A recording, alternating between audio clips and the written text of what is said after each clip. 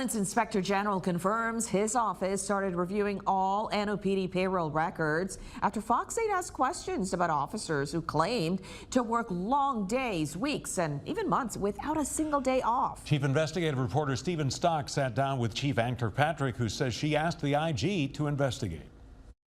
I want to make sure that officers are well in every way, emotionally, physically, spiritually, and indeed, when you overwork, I am concerned about burnout.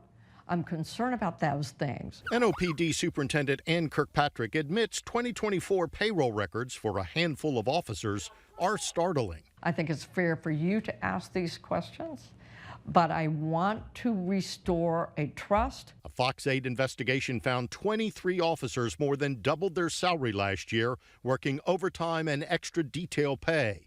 Some of them repeatedly clocked long hours with few days off, like Senior Police Officer Brandon Coleman, whose timesheets show he worked 110 days in a row in 2024, nearly 4 months straight, no days off. Or Sergeant Manuel Castellan, who put on his timesheet he worked 75 days straight, averaging 13 hours a day for about 2.5 months without taking a day off. Kirkpatrick says the hours raise questions, but there's no proof right now the officers broke department rules. I don't think it's safe. But then you come back to, is it a violation of a policy? It's not a violation of a policy. NOPD policy allows officers to work what's called secondary employment or off-duty details in addition to their regular shift. But department policy limits officers to a maximum of 16 hours and 35 minutes a day, whether it's their regular shift, overtime, or detail hours. Kirkpatrick says she relies on supervisors approving timesheets to evaluate whether officers can safely work those hours. Should this policy be more restrictive? I don't think so right now. I do think it's more of leadership. If we think that someone is working too long, then it's a leadership issue. If you're an officer on the street, do you want to be with an officer on his 109th day of 15-hour days straight without a day off?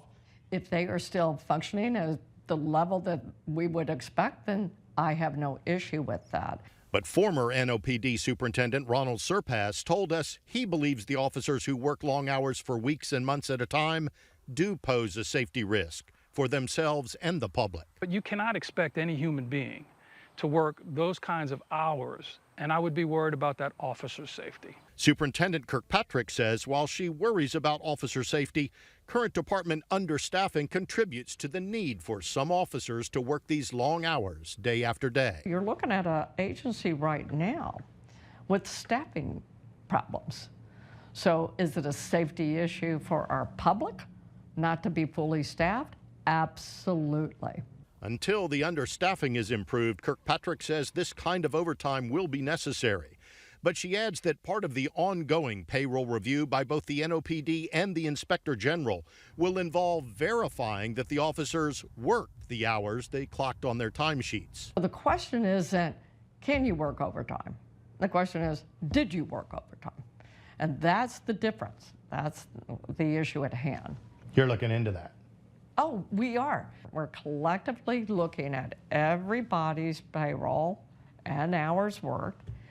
If there are outliers, we will be saying to supervisors, are you intervening and checking? If there are any potential violators of policy, then we will deal with it.